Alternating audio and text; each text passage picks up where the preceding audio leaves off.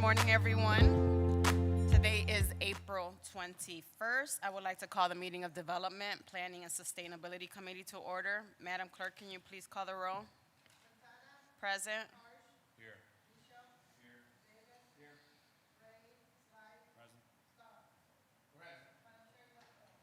Thank you. We're going to start with the landmark department. Okay, here we go. So ordinance number 403-2026 by Council Members Conwell, an emergency ordinance designating the, I'm sorry, let me put my thing on here. Okay. Saperstein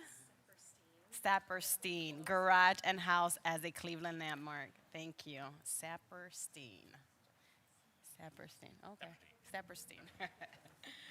Thank you, Madam Chair. Thank you. I was going to go with Sapara stuff. Oh, so okay. you got close. Yeah, close, yes. Thank you all for your time this morning. My name is Rachel Pierce. I'm staff with the Cleveland Landmarks Commission. My first time presenting to you all, so thank you again for your time this morning. So we're looking at 852 to 854 East 95th Street, the Saperstein Garage and House. It's a two-family home and a masonry garage, all on the same property, so the whole property is being nominated. The current owner, Henry Shepard, is the one who brought this to our office, and he is in full support of the nomination but couldn't be here this morning, but we've been in regular contact with him. So this was presented to the Landmarks Commission and the Planning Commission last month, and they both voted in approval of moving this forward for you guys to review.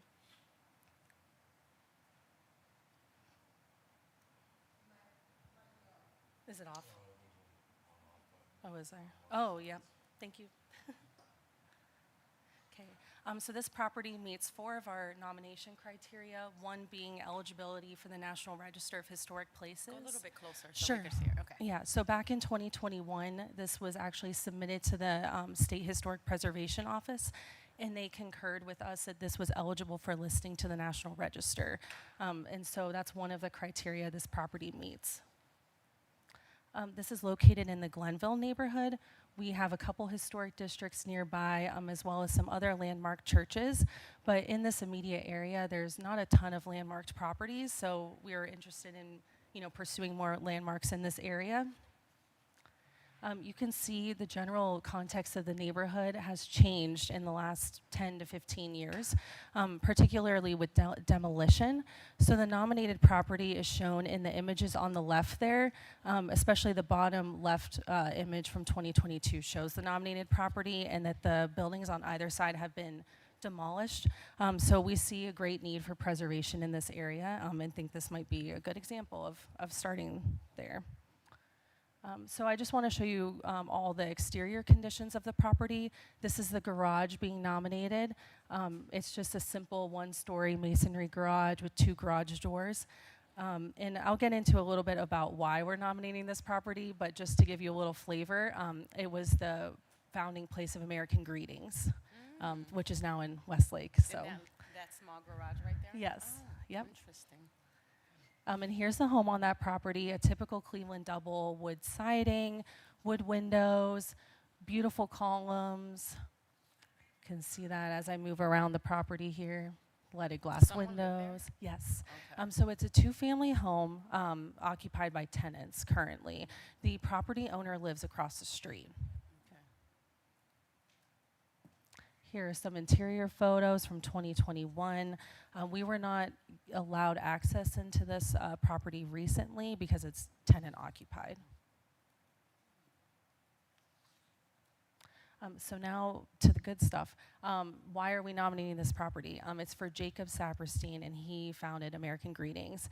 But his history goes back into like the early 1900s when he first immigrated to the United States from Poland. So he was from Poland and immigrated here to the United States due to the Russian-Japanese War. His mom, who's shown in the image on the right, wanted all of her children, all 8 of them, to come to the United States to avoid being drafted into the war. And so Jacob Saperstein, who is shown in the image on the left, was sponsored by the Hebrew Immigrant Aid Society to come here to Boston originally in 1905. Then he eventually made his way to Cleveland in 1906 after a brief stint in Chicago. So he got his start here in Cleveland at the Holland Inn Hotel, which is now demolished. It was on Superior Avenue, and unfortunately, we've lost that building. But he worked in the card shop, and while he was there, he had quite the entrepreneurial spirit, and so he just decided to create his own card company. And this is the beginning of American Greetings. Actually, is from starting in the Holland Inn Hotel. He then started peddling postcards from a wagon. So you can see in the image on the right, there's Saperstein and then 3 children who are Morris, Irving, and Harry. His children are shown in that image with an address of East 70th Street, which is one of the properties he lived in when he first got his start peddling postcards. That property has since been demolished. He then moved to East 95th Street, next door to the property that we're nominating. So this building has actually been demolished. And so he moved to this property. It was a 2-family home. You can see in the image at the center of the screen, it kind of lines up architecturally with, the first floor of the home that was on this property and has since been demolished. He then moved next door to the property that we're nominating. We don't know why he moved or anything. It doesn't entirely make sense to us, but he did own both properties and sold the one next door to move to the nominated property back in 1919. This home was built in 1911, so he was the 4th owner of it. You can see we have a permit here from 1919. He built the garage on this property, and he built it specifically for his postcard business. So we have the permit here from the city office. And so the image here on the left is from the 1960s. It shows Jacob's son, Irving, in front of the garage. And I have a comparison here between 1960 and today. You can see the fenestration pattern is relatively the same. The window in the center is original, it's just been modified. The garage doors have been changed. But we do have confirmation from Maury Weiss, who was a descendant of Jacob Saperstein, confirming that this is the garage that they say where American Greetings was founded, and that is Irving Saperstein, his son. And then this actually shows a younger image of Irving, who is shown on the right. Jacob's sons, Maury and Irving, were heavily involved in the business from an early age. Their largest order while operating out of the garage was for Euclid Beach Park back in the 1920s, and they sold 48,000 postcards, which is pretty interesting. And from this order onward, it just catapulted the business because by 1932, they founded the Saperstein Greeting Card Company. So you can see in the postcard on the left, I've kind of put an outline around the name Saperstein Greeting Card Company, the official predecessor to American Greetings. And so over the next several years, they just grew and grew and grew because they started designing their own postcards. And I actually have some with me to pass around. Okay, so you do have those. You can take a look at those. And they moved to various warehouses after the garage because they outgrew it. However, all of those warehouses are now demolished. There was one on Yale Avenue and then 2 on Superior Avenue, one of which is shown in the bottom right-hand corner on the screen, all of which are demolished. So as I did say, they moved out of that garage, they outgrew it. They also outgrew the family home as well. So by 1938, they moved to 823 East Boulevard, and that property has also been demolished as well. And so they did retain ownership of the nominated property until 1943 and then eventually sold it as well. So it was an income-producing property for a period of time for them as well. And then eventually they just outgrew all of their previous warehouses, and they did move to Berea Road, which is shown in the image on the right. And that property is still standing and is occupied by an industrial company currently. And so by 1952, the company went public, and so they were starting to grow throughout the United States and then eventually internationally as well. And by 1956, they built their plant on Memphis Road, which is still standing and shown in the images on the right, that's now primarily occupied by Medical Mutual. So Saperstein, who is shown in the image on the left, he's at the center. He ended up retiring in 1960, and then his sons Irving and Morris took over as CEO after that time, and they're both shown in the image there as well. And so by 1980, they had many, many subsidiaries, one being Amtoy, who created those characters from Cleveland brand, which includes like the Care Bears, Holly Hobby, Strawberry Shortcake. And so actually one of my colleagues found the upper right-hand corner, there's the I Care for Cleveland bumper sticker. We have that in physical form. So I just wanted to include that to show that even though American Greetings really catapulted during this time and became international, they had strong roots here in Cleveland and remained really relevant to the area. Eventually, Jacob Saperstein did pass away. He lived a very long, fulfilling life, 102 years, and the company remained in the family. I did mention that Irving and Morris took over, and then eventually Maury Weiss took over, who's in the image on the left, second from the left there. That was his grandson-in-law. And then his child, Maury's child, Zev, took over. And actually, the woman who did a lot of this research back in 2021 has email correspondence with both of them about this project. And so we plan on reaching back out to American Greetings again because this family still has minority ownership in the company still. And today, American Greetings has offices all over the world. They have some in Australia, Canada, China, Romania, and the UK. And then, of course, you all, I'm sure, are familiar with their warehouse or their main headquarters in Westlake that they moved to in 2016 as well. So ultimately, the Saperstein House and Garage, it tells the story of Saperstein's entrepreneurial spirit, and it's the birthplace of American Greetings, which is like a very influential Cleveland-based company that stands the test of time. Thank you for your time. Thank you for that. Can you go back to the property? Sure. The residential? Right there. Sure. Does that property look like that right now? Yes, these are photos from just a month ago. And so we've been wanting to connect the property owner with some financial assistance. Someone on Planning Commission has ties with Cleveland Restoration Society. I did ask the property owner to communicate with the city's Department of Community Development, but we also have previous correspondence with American Greetings, so we're hoping to reach out to them and potentially see if they would want to help fund maintenance of the home. You don't Sure. have photos of inside the garage, correct? No, not currently, no. Yeah. It does have some wear and tear, yes. The roof is not stable currently, and it needs to be redone. Yeah. So essentially, if someone purchases property, they're probably going to have to put some significant investment on the garage and this property, That's, correct? yeah, that's right. That's That right. looks in pretty bad shape, but Yeah. anyhow, any of my colleagues, Councilman Harsh? Thank you, Madam Chair. I'm used to seeing churches come in Yeah. for historic landmarks, Yeah. big buildings built by famous architects with a lot of I don't know, grandiose history. This is the first time I've seen a garage. Me too. Yeah, And I have to admit, I'm a little bit befuddled. sure.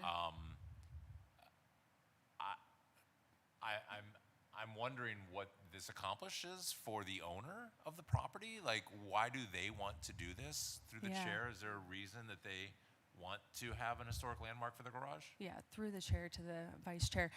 So he reached out to us probably 10, 15 years ago, prior to my time, prior to Secretary Muslin's time. And I think that he's only the 6th or 7th owner of this property, so he's still kind of tied generationally with the Saperstein family. He's not associated with them, but he bought it from the person who bought it from the Saperstein family.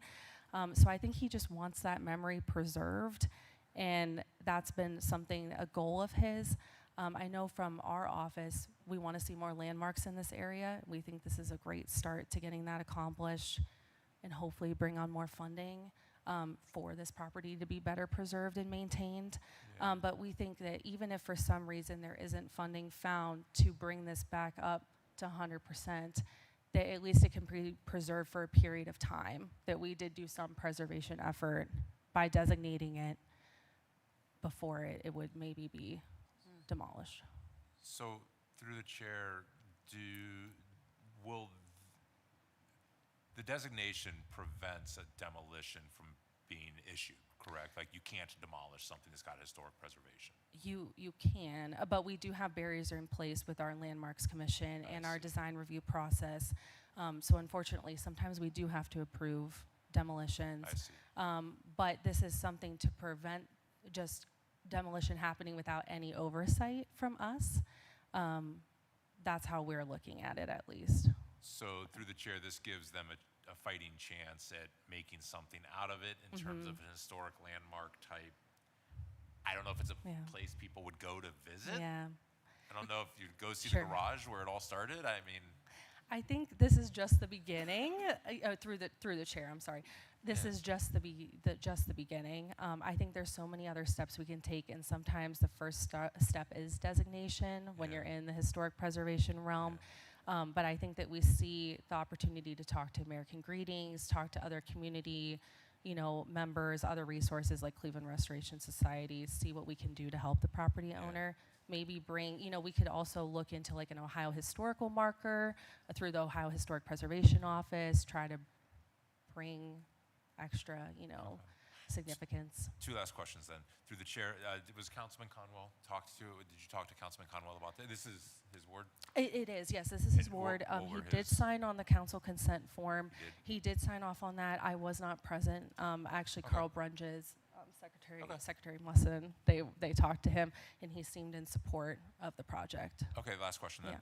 So if we granted a historical marker designation and everything falls through, and one day they're like, you know what, we're just going to knock it down. We just have to Yeah. remove the historic landmark designation, and they can.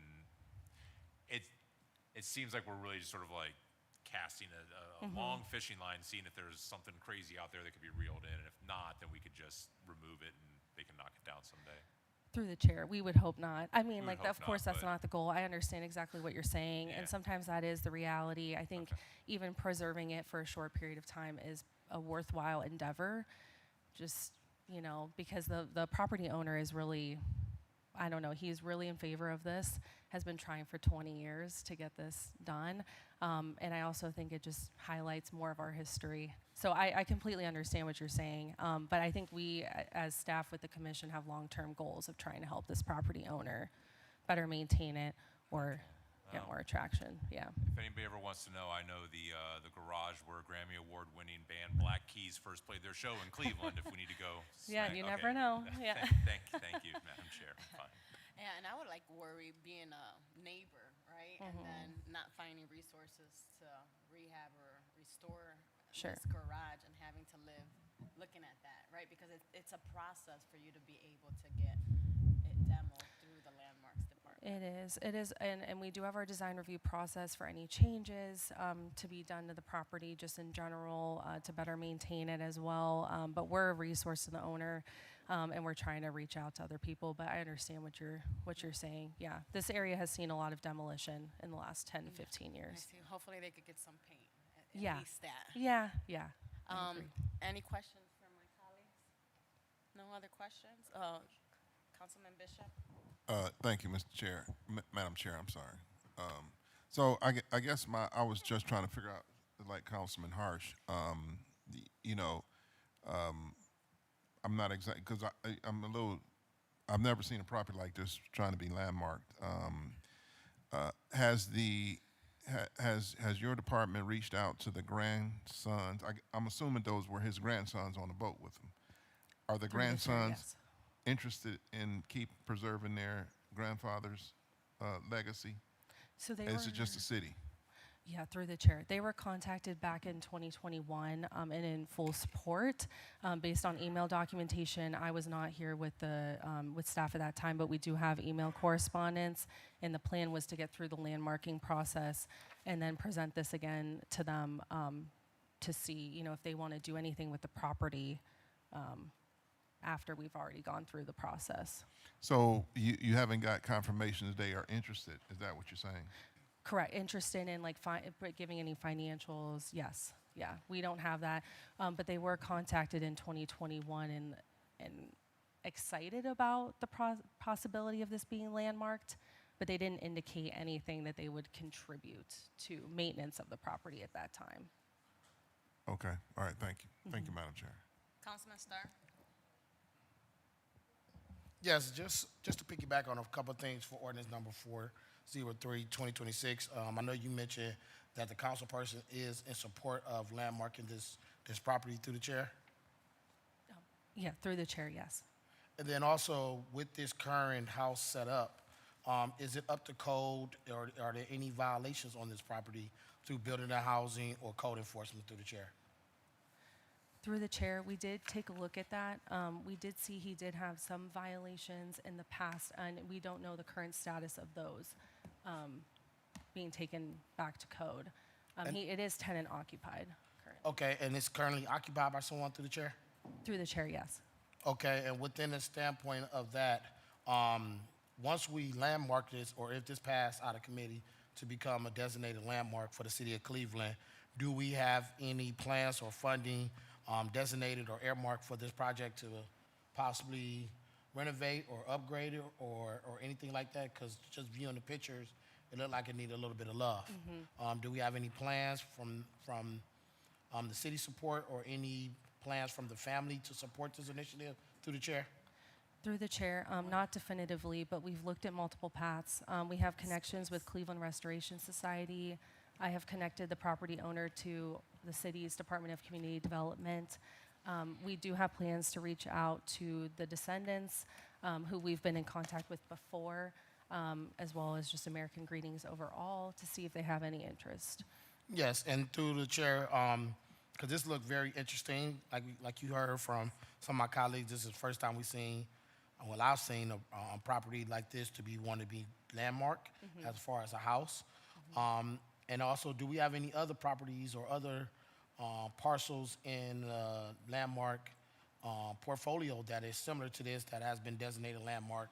And when were they landmark and where they are currently at as far as since it's been landmark? What has transpired from those other projects? If you could speak to any of that through the chair. Through the chair, I don't have anything in my pipeline currently, but I'm keeping an eye out because we do have some projects that have been maybe sitting for a while that people are interested in landmarking that are a little more unique like this. They're not, they don't catch your eye as being immediately like, oh, that could be a landmark. So that's kind of what I'm trying to look into and see about moving forward with other projects, but we don't have anything in the pipeline right now. But I think that this is our starting point to kind of take the temperature and see if this is something that the committee is willing to support, doing different types of landmarks like this. Yeah. Yep, and I'll wrap up, Madam Chair. Just from the standpoint, and obviously from the viewers at home, what is the reason we would want to landmark something like this outside of the historic context that you brought up from who home this was in the early century? Can you just speak a little bit of why this makes sense so viewers can understand why we would do this through the chair? Sure. Through the chair. I think it's important to share some of these untold stories. They don't come to your eye naturally, and I don't think that we have enough landmarked resources in this area, in this neighborhood. Of course, we have some great examples. We have the Rockefeller Historic District right nearby. The Superman House is right nearby, but we don't have a ton of landmarks that tell these very unseemingly, they don't really come and jump out at you. And I think that's important because Cleveland has so many stories that need to be told. And this is just the beginning of uncovering some of those very untold stories. Yep, I yield, Madam Chair. Thank you for that. No other questions? Okay, here are no other questions. Ordinance number 403-2026 has been approved. Please sign on. Thank you. Thank you. Thank you all.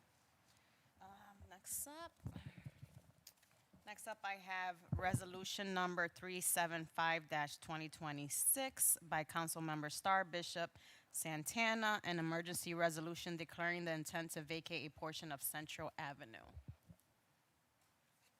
Good morning. Good morning. Good morning. Hi, Rick. To the chair, to the committee, we have a guest with us here today. I'm sure you all are familiar with Norma Romanoff with Bedrock. Also have Rick Switowski, who is the engineering construction manager, and Katie Moore, who is our special projects manager for engineering and construction in MoCap. And we are here for You don't see it? 375, 2026. This is to allow a portion of land to be vacated. This is going to be for the purpose of Fundamental Parking LLC and GPP Medical Facility LLC. The request is for a portion of Central Avenue between West 3rd and Railroad Tracks be vacated for future development as part of the Bedrock Riverfront project. Is there a any presentation? There is no presentation, Oh. no, but we have Nora available for questions if there are any questions. Nora? Hard, yeah. Thank you. Thank Good you. morning. Good morning. Thank you so much for having me. As we take this vacation through the process, I would note there is a deck that we prepared. If there is any need for clarification at future time, I can certainly touch base with anybody on the committee. But just for spatial context, this portion of Central is approximately 88 feet long. It's bordered by West 3rd Street at West 3rd and Stones Levee, and it terminates at the now vacated CSX railroad tracks. The tracks are gone. And the purpose of this vacation and the resultant area is really to serve as an access driveway that is the only public portion of the drive. It turns then into private portion. So together with the city, we determined it was probably best to vacate just these 88 feet for, clarity of maintenance and so on. So this will allow visitors access to the Cleveland Clinic building and certainly entry into things like storage and drop-off. Got it. It's hard to Visualize visualize, without right? pic- Yeah. If you- There was a map distributed to everyone, and we also have some I don't here have 'em. if it's not right in front of you. We don't have, do we have a map? No. We can share. I can We have certainly multiple, we have Google multiple. At least before finance, if we could Yep. have that map. Yep. You want to see it now? There are multiple copies. Is this the parking right here?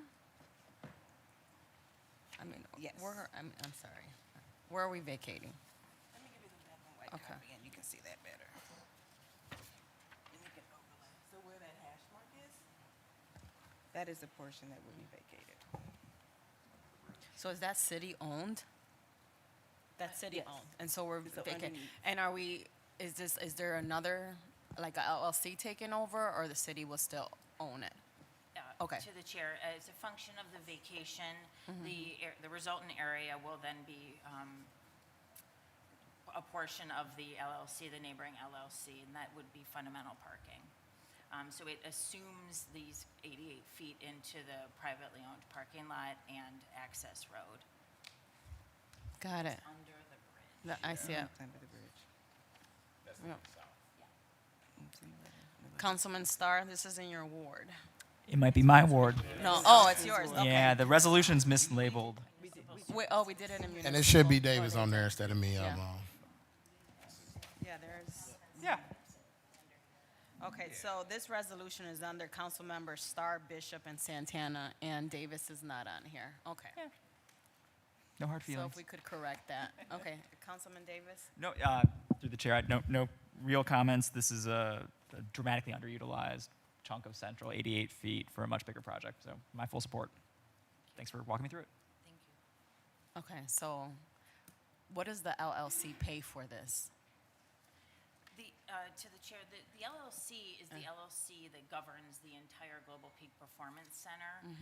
So we have up until the edge or up until the curb of the right-of-way under that LLC. This will just be extending it that Got it. cartway of approximately 14 feet, give or take. Got it.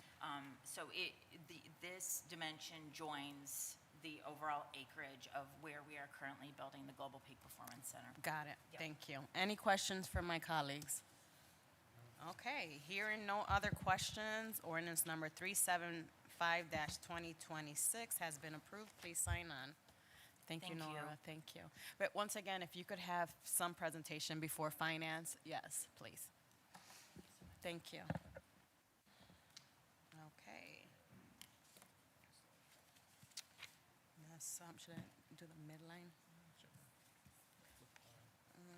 Okay, 401. Okay. Next up, we have ordinance number 401-2026 by Councilmember Starr, Santana, and Griffin, an emergency ordinance to designate certain parcels located within the Midline Development Area as a priority investment area pursuant to Ohio Revised Code Section 122.161 to declare said parcels as brownfield sites requiring environmental remediation suitable for redevelopment and to authorize a 5-year exemption for improvements to such properties pursuant to Ohio Revised Code Section 5727-76. Trudy? Thank you, Rick. Chair Santana. Good morning to the DPNS committee. My name is Trudy Andreski. I'm the Assistant Director of the new-ish Department of Development.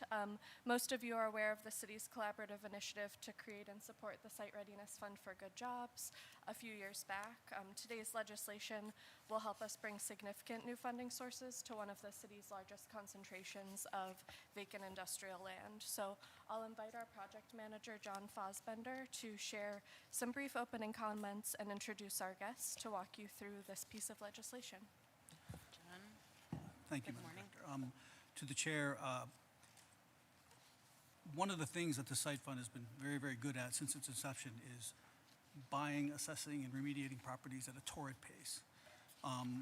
Another thing they've been very good at is leveraging the money that the city invested in the Site Fund and to go out and get more money.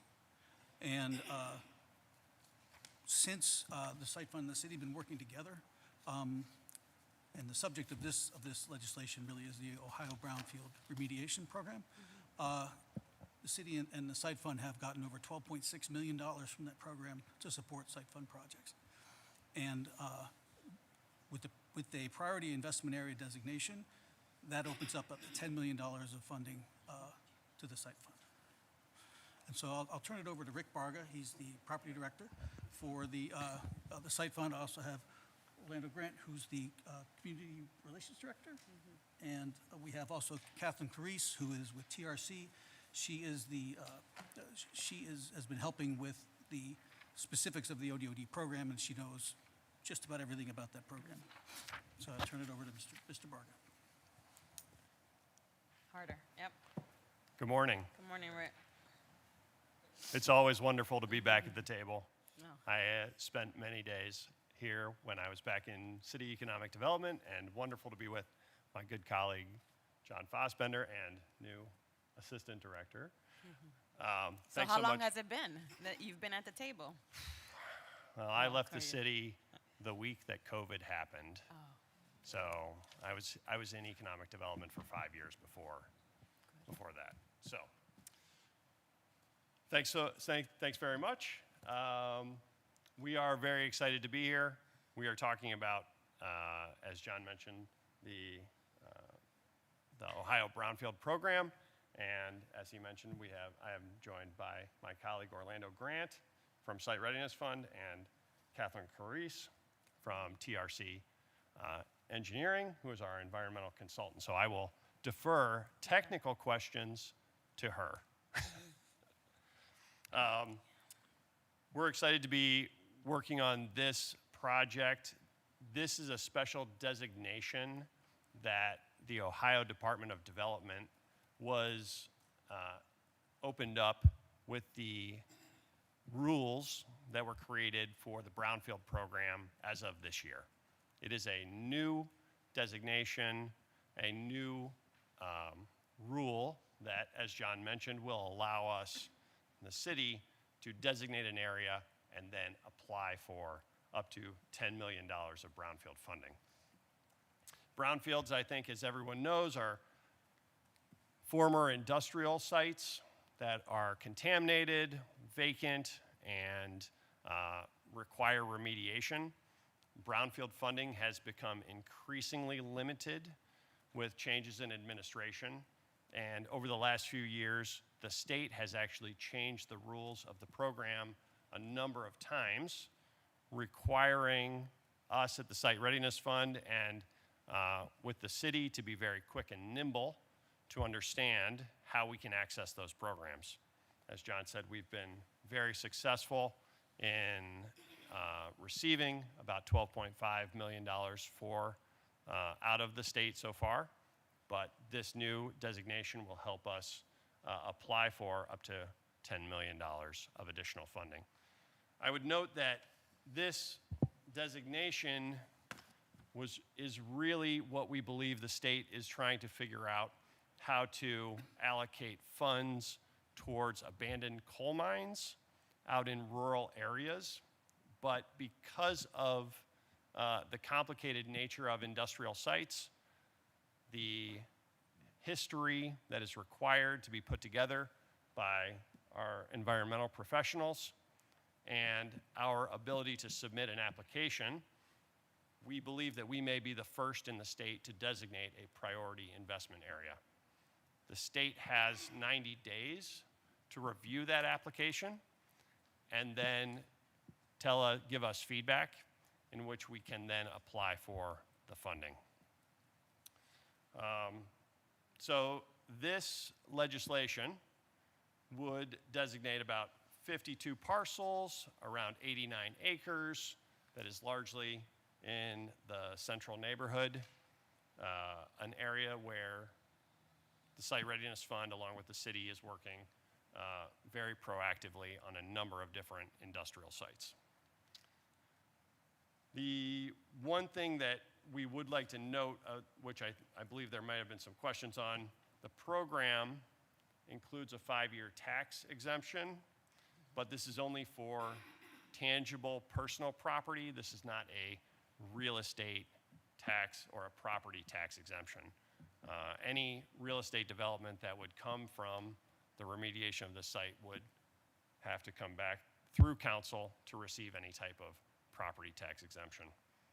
And then the last thing I would note is that there are no city funds being allocated. This is a designation of an area in which we can then go seek that funding.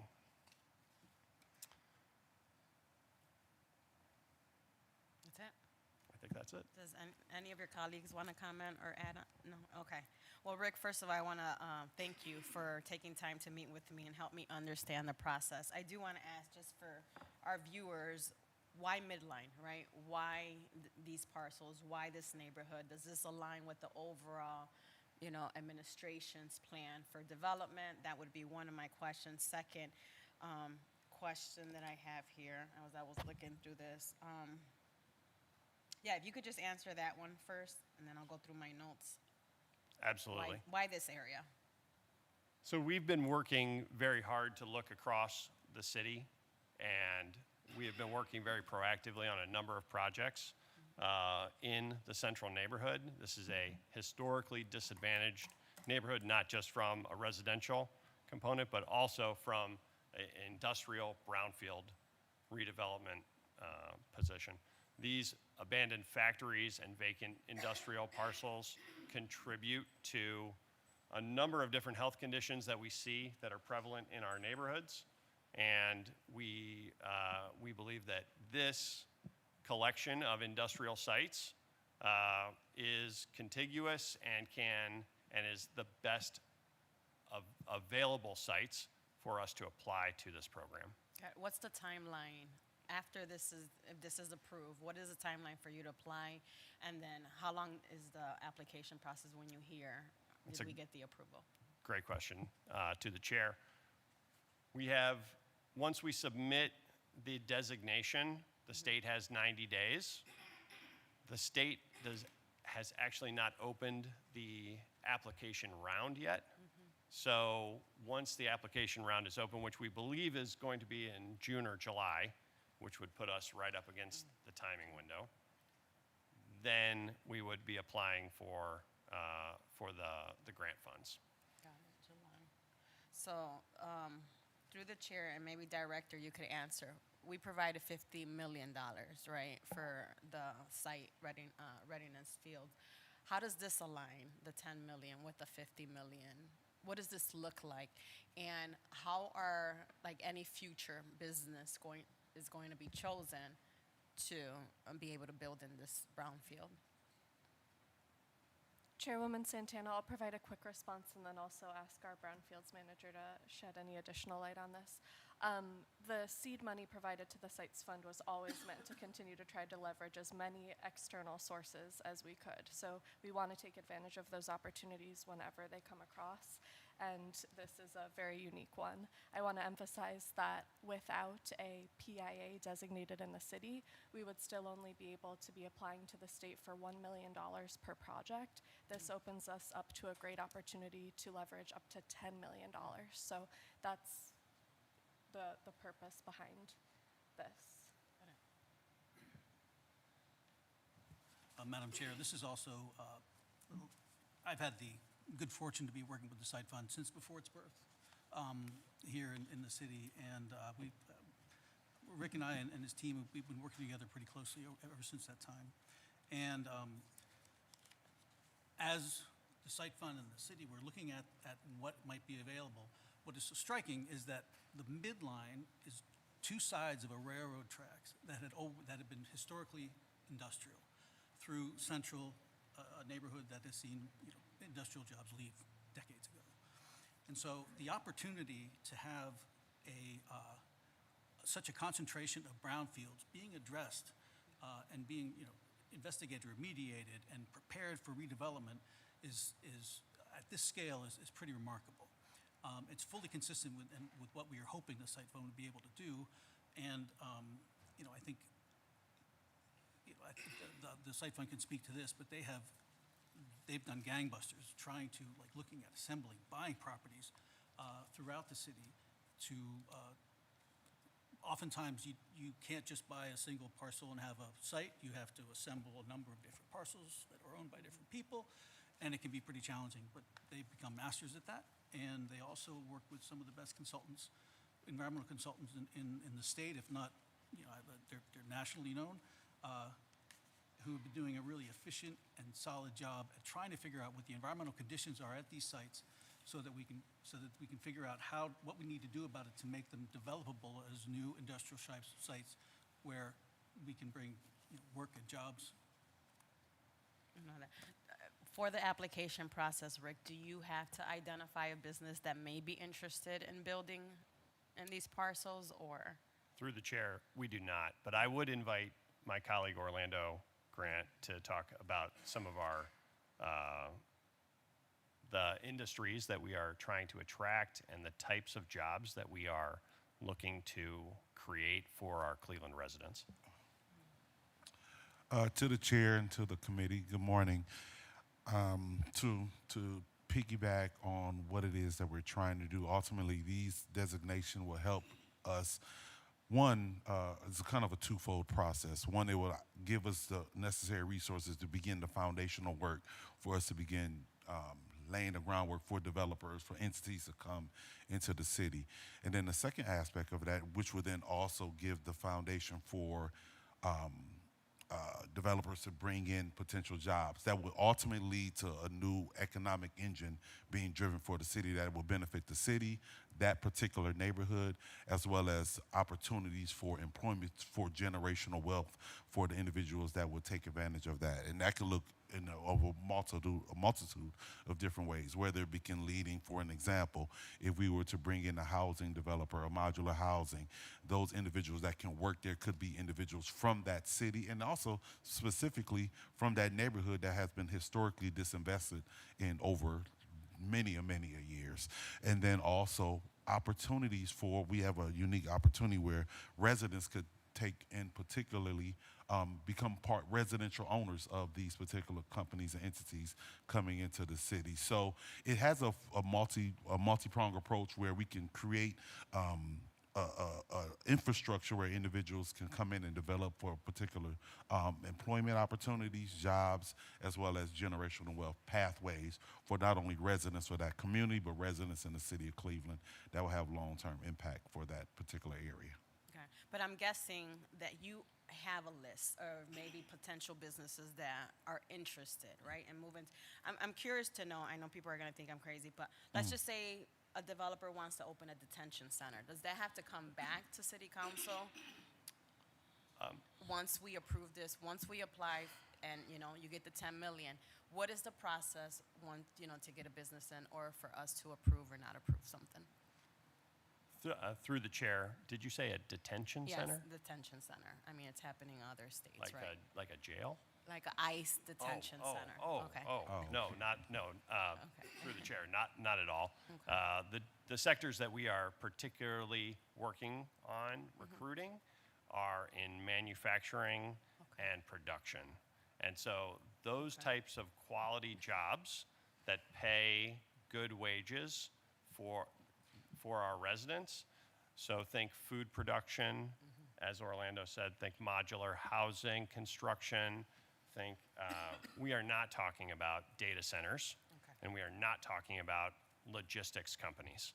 So where our sites are, we are really targeting high employment industries where we can offer these type of job opportunities to our city residents.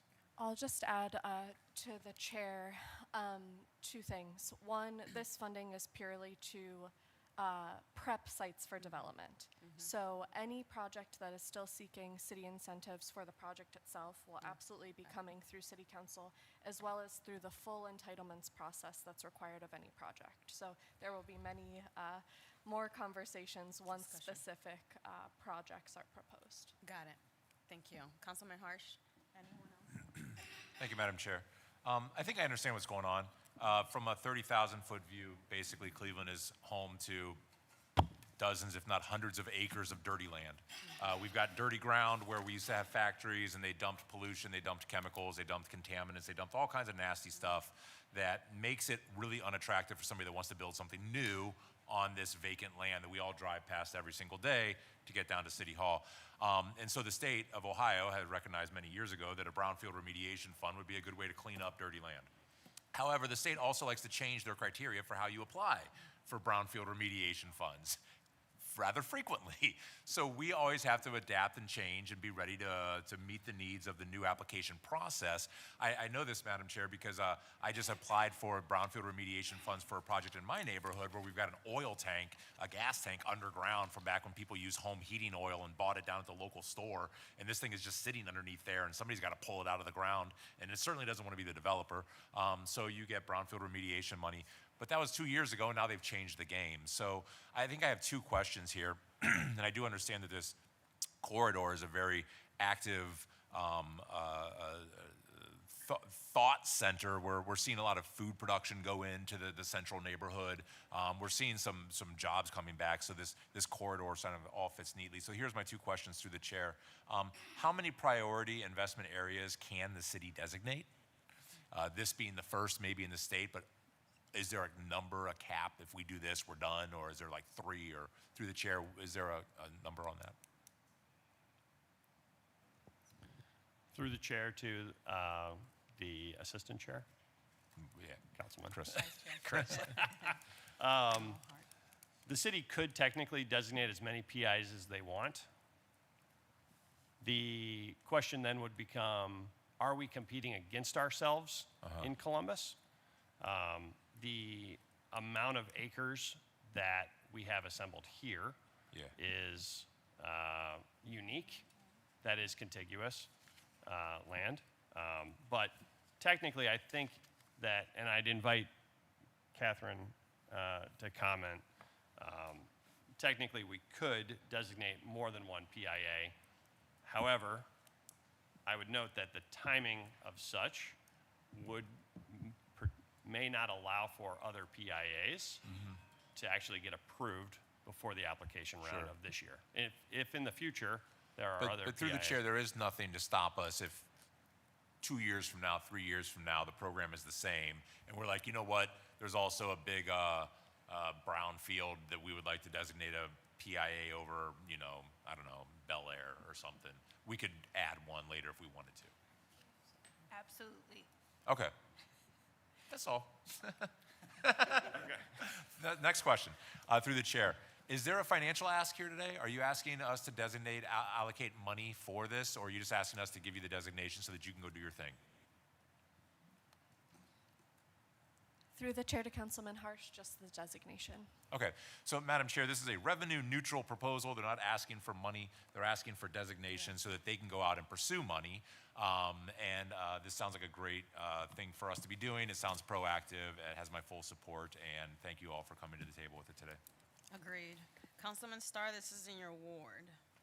Any comments, questions? Sure. Just from the standpoint of this area, since this is a neighborhood that I grew up in, one of the biggest things for this opportunity, when you look at what is going on, is opportunity between Midtown, Central, Kinsman Opportunity Corridor area as a targeted zone to clean up the contaminated land that's been there and vacant for decades at a time and prepare for possible major development. When you look at on 401-2026, where it says the file, it has on page 1, it shows the continuous development corridor along Carnegie. It shows Central and the streets right there when you talk about Hawthorne, Thackeray, other location. Then when you stroll on that second page, it gives you the list of those 52 parcels that you heard from the committee. But then it's also on pages between 3 and 6, it just lets you know that it's been heavy historic industrial uses from the foundries, such as those auto shops, those gas stations, manufacturing that took place long before any one of us at this table other than Dean Polizek was here, where contamination risk was happening.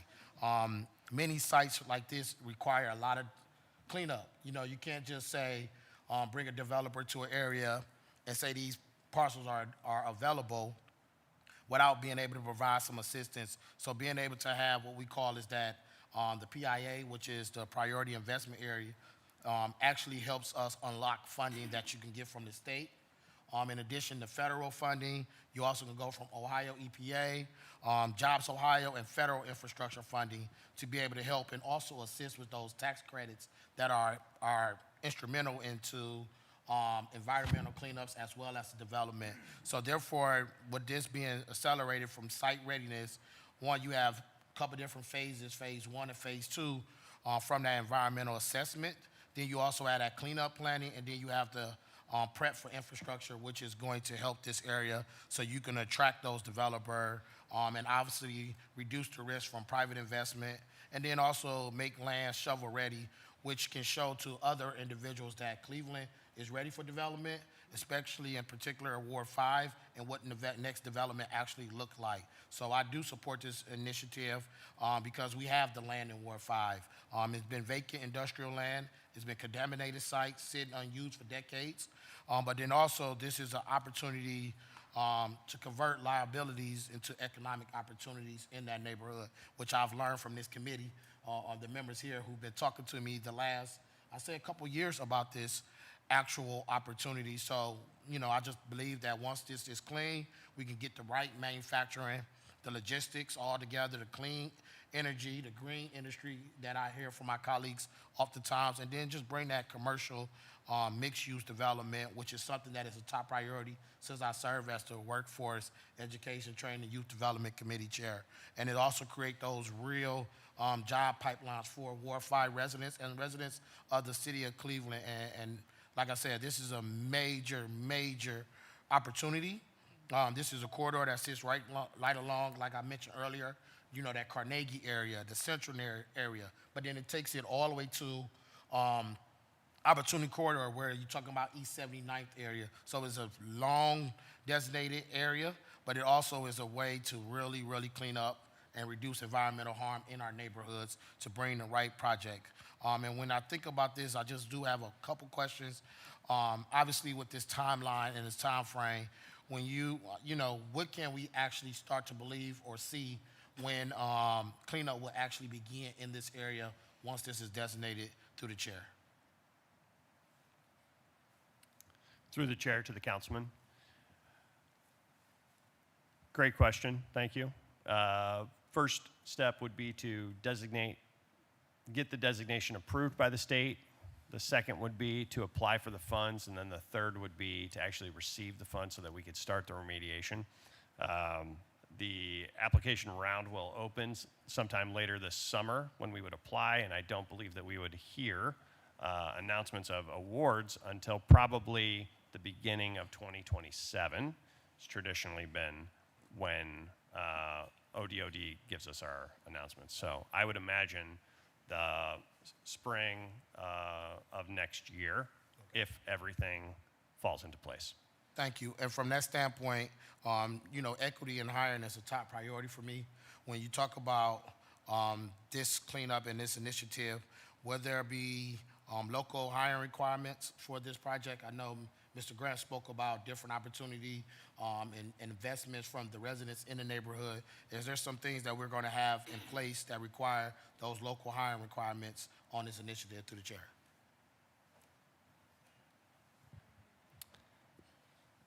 Through the chair to the council person, we will be following all of the state requirements for the grant, which I believe in previous years has required prevailing wage and some form of local participation. I can follow up with you about what those specific requirements are.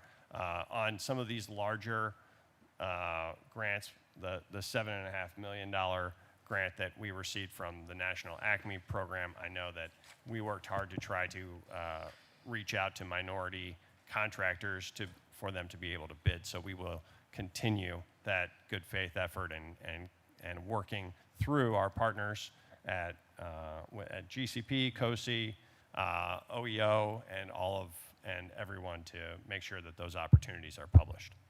Yes, and then from the standpoint of the residents, how will Ward 5 residents be involved in the reuse of this planning stage for this area through the chair?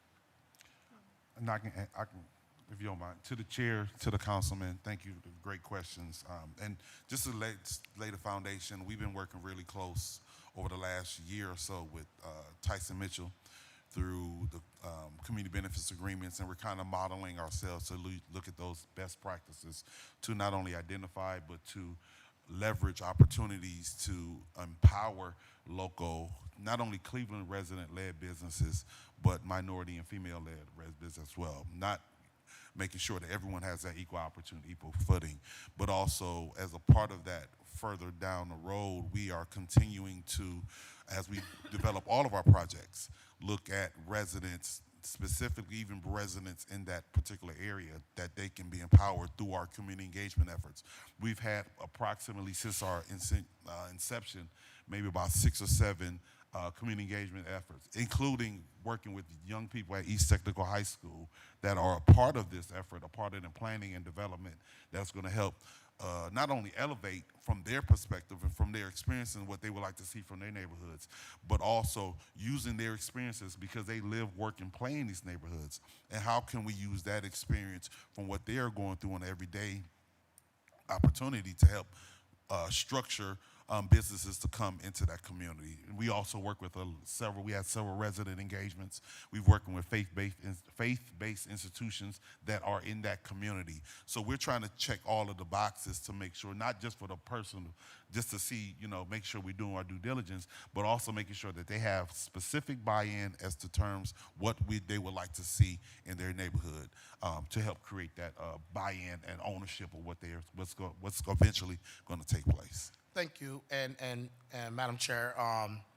And then one thing that I definitely want to point out from the creation of the Site Readiness Fund through legislation that Cleveland City Council passed, within that governing body and policy, I believe, is there anything that states the support of the board members in order to determine the vote on how development actually happened into any areas or parcels that the site readiness require? What type of rules do we have and stipulation to ensure that the council person is in support of any development that takes place in those type of areas that you may acquire land usage? Through the chair, do we have any language or something we can share that we know to ensure that the council person as well as the board commitment or anything like that, is a part of all development projects that Site Readiness Fund is looking to do through the chair. Through the chair to the council person, we want to be so connected with all of the council people that when a development project is in your ward, that we are communicating directly with you. Now, the Site Readiness Fund has a board where there are city council members that are appointed to. We have a strategic plan that we follow, and we have board meetings where all of our development projects are vetted and voted on. Every project that we are even thinking about, we are bringing to our board to talk about ahead of time and get that buy-in and make sure that we are doing our own due diligence with regard to what type of business that we are working with. As I said, we follow that strategic plan that outlines what type of the target industries that we are trying to recruit, specifically in manufacturing and production, and are really looking for job-dense companies that our residents can work at. Yep, and from that standpoint, so when you bring it to your board for approval, is there a certain percentage of votes for approval in order to move forward with the development? And I always think of the pros, the negatives as well.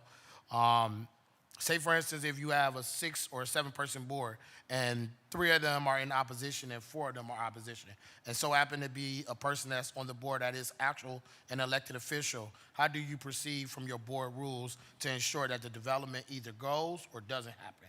Like, how do we ensure that that the council person or the person whose area is in has a top priority? Because what happens is, we pass things and things. Sometimes people are in agreement, or sometimes people leave office and it may be a new person in that position. How do we ensure that the residents' thoughts and their concerns is a top priority, and the only one that is close to that is typically the council person? How do we make sure that is a top priority before development actually happens, even with the acquisition of these parcels or anything like that in any context through the chair?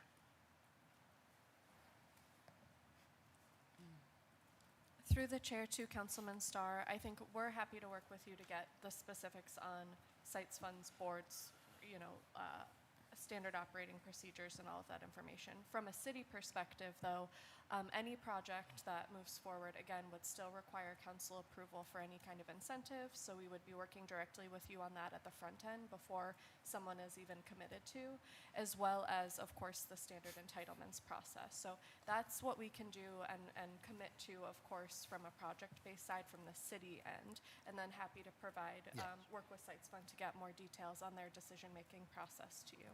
Thank you, and now wrap up, Chair. Definitely with this area, one thing that is always important for me is the equity.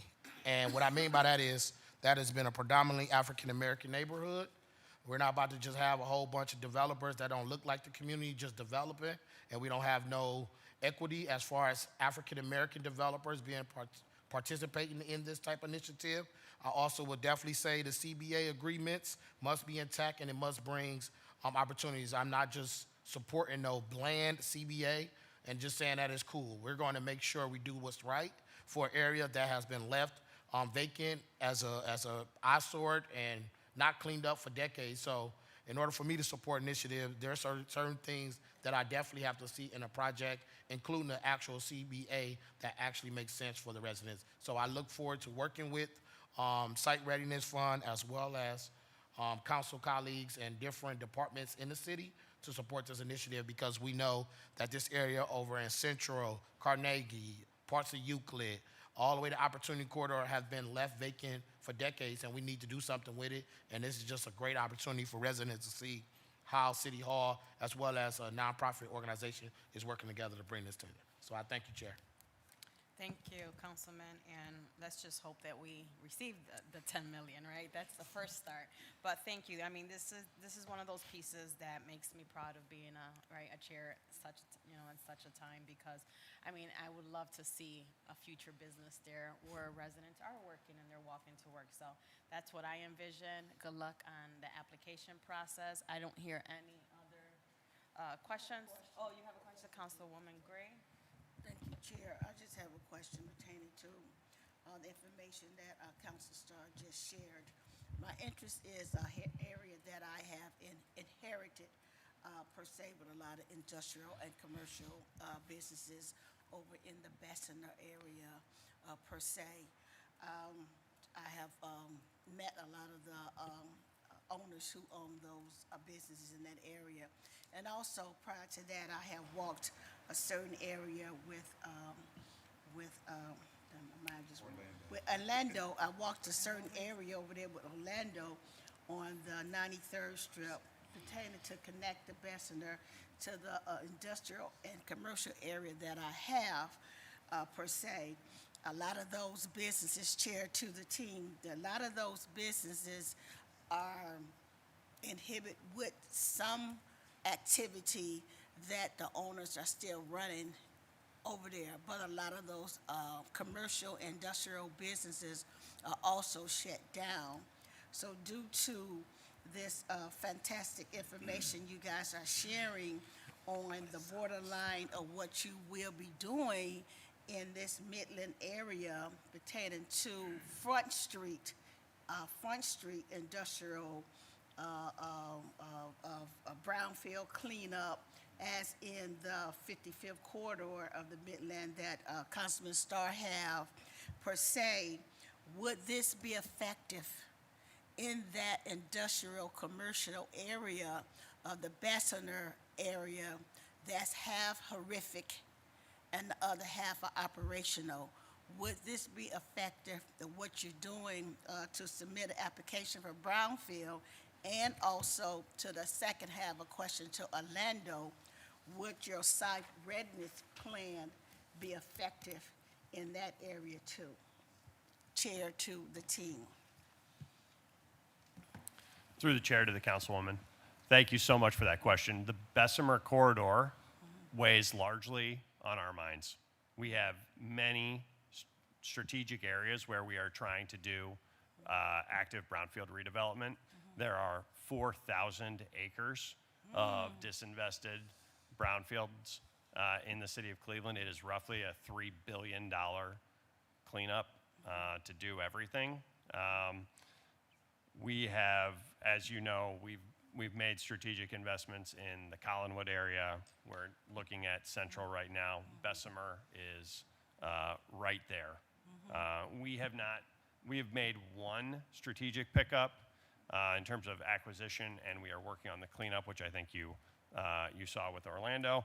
And we have been watching what's happening up and down Bessemer, but not yet taken a proactive approach there. But we look forward to as we get further and further down our work. Okay, I'm looking forward to continue the conversation with you two as well. The second half question, could Orlando, Chair to Orlando, Orlando, would you answer it? That second one with your site readiness plan? So to the chair, to the councilman, thank you once again. Yes, we went on a walking tour on a very nice warm day, and I'm hoping to see a nice warm day very soon here back in Cleveland. But as part of our overall strategy is really to, once we identify these areas, really look at what are the assets and the areas that we can build upon. For particularly that 93rd and Lazy area where we did the walking tour is one of our key strategic areas that we look to be developing, and we're in constant communication with that. But then using that as a piggyback or a launching pad to really look at the entire Bessemer Road to see what we can do as part of our overall strategic plan. So we're starting to lay the groundwork for that type of long-term investment or what it will look like. As you know, development does take a long time, and we are really starting to do the due diligence. And I know as the maps or the areas of the new councilmatic wards were driven and redevelop.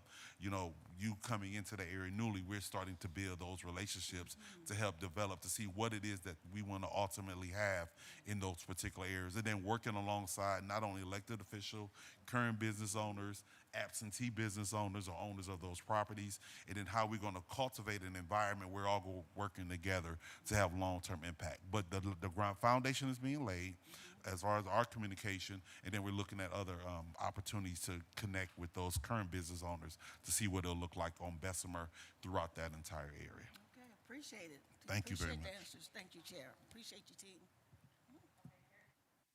Sorry.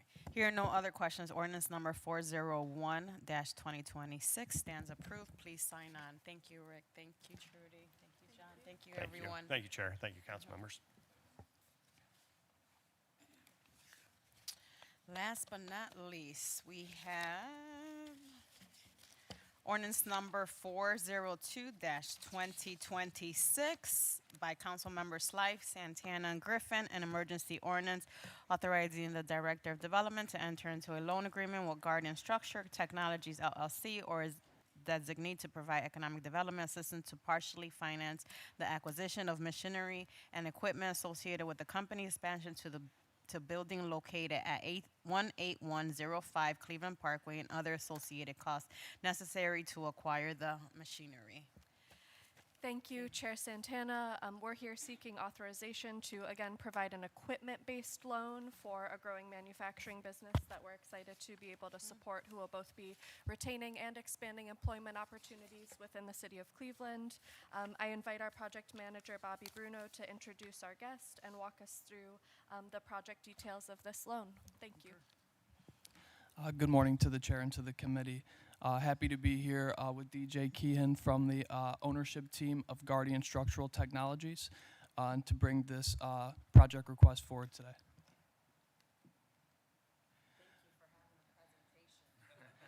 You're welcome. So Guardian Structural Technologies, they'll be the borrower for this loan. They're currently located on 4640 Manufacturing Avenue, which is in Ward 13. They are facing a problem that is a good problem to have. They're out of space because they're growing. So this project would see them lease an additional space at the project address, 18105 Cleveland Parkway. That's just off Rocky River Drive north of the airport. And that's in Ward 15. So this expanded space would be initially about 30,000 square feet, and they could grow into about the 40,000, 48,000 total square feet available in the building. And this will allow them to enhance their production capacity. So what Guardian is doing as an advanced manufacturer here in Cleveland is building envelope systems consisting of insulative foam and galvanized steel. And so as we've kind of seen this uptick in national housing shortages, it's created a great growth opportunity for them as communities all across the country look at new ways to do housing. As part of this project, they need to purchase a hot wire piece of machinery. That's probably not the best way to explain it. And this will kind of like ramp up their production speed by like 5 or 8-fold. And so it's about $1.5 million equipment purchase. They'll contribute $1 million of equity to this equipment purchase and has requested $500,000 to fill that gap from the city in loan funding. So the proposed terms here, it would be fulfilling that full $500,000 amount. It would be a 7-year loan at 5%. And this would be a great thing from the perspective of job creation, right? We'll retain the 11 employees already working at Guardian Structural Technologies. This will enable them to create up to 16 new jobs at their new location.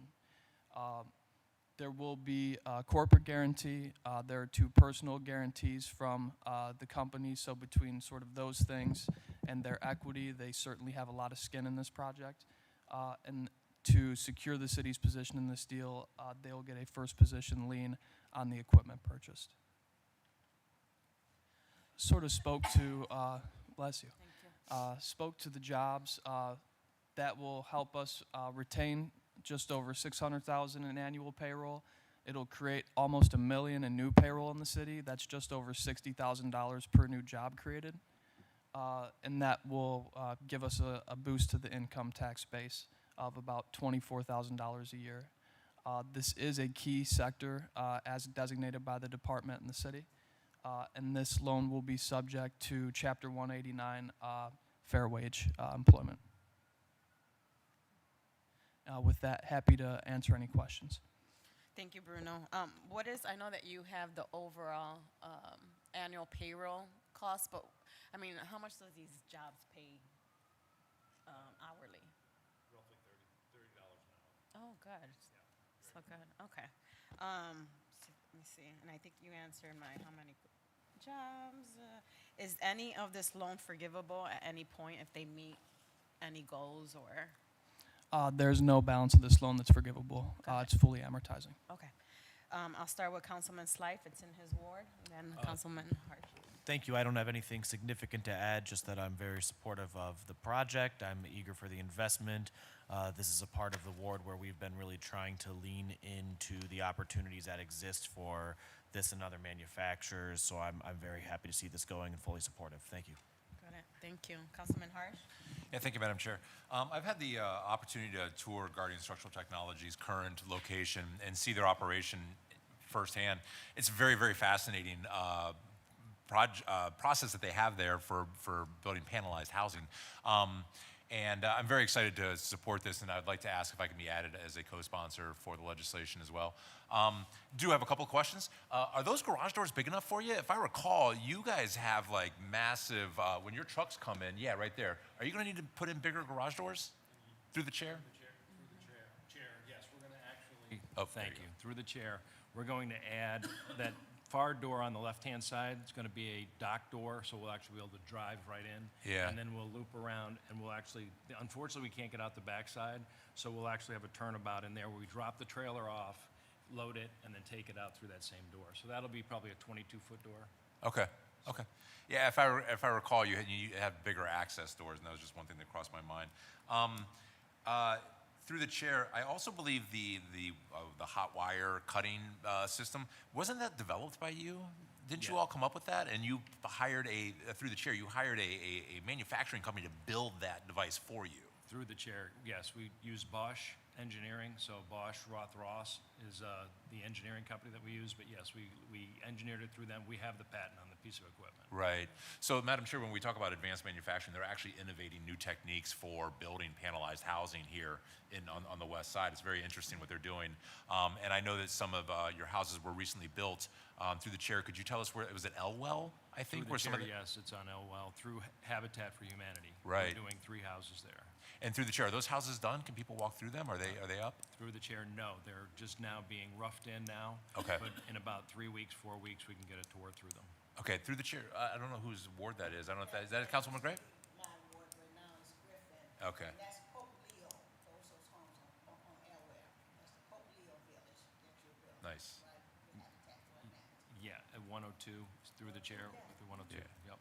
Elwell, Sophia, in that area. Yes, right. Yeah. That was Ward 4, now it's Ward 6. So, Madam Chair, it's great to have a local business that we can support that is building houses here in Cleveland, that is pioneering some new technology and some new ways of building houses. Shockingly energy efficient, almost like negative energy, almost like you save money by building the house. It's very bizarre how efficient these houses actually are. One last question through the chair to the team here, the city team, is a guarantor on the loan having one corporation and 2 individuals. Is that a low number of guarantors, a normal number of guarantors, or a high number of guarantors? This is sort of a new part to me. Through the chair to Councilman Harsh, I would say somewhere between normal and high. Okay. I would say it's a little bit unique to get 2 members of the company to provide personal guarantees, and that makes this a particularly strong deal for the city. So through the chair, that's just how strongly they believe in this, and that must mean that the pipeline is built. Through the chair, yes, it is. Purchase orders are ready to go. Okay, Madam Chair, happy to support this today, and if I could be added as a co-sponsor, I'd appreciate Got it. it. Thank you. Thank you. Good piece. What's your name again? DJ DJ Kean. DJ Kean. These 60 full-time positions, are they hired already, or is there an application process that will come soon? Definitely want to connect anyone in our city that would like to apply. Through the chair, so these jobs will be created after they get the machinery, sign the lease, and move into the new facility. I can say that as part of this loan, the company signed a workforce development agreement to kind of ensure that they're doing their best to hire locally through all those sorts of practices. Perfect. Thank you for your investment. I really appreciate it. So hearing no other questions, ordinance number 402-2026 has been approved. Please sign on. And that's it. That's the last pieces. DPS, Development, Sustaining, and Planning has been adjourned. Thank you. Thank you.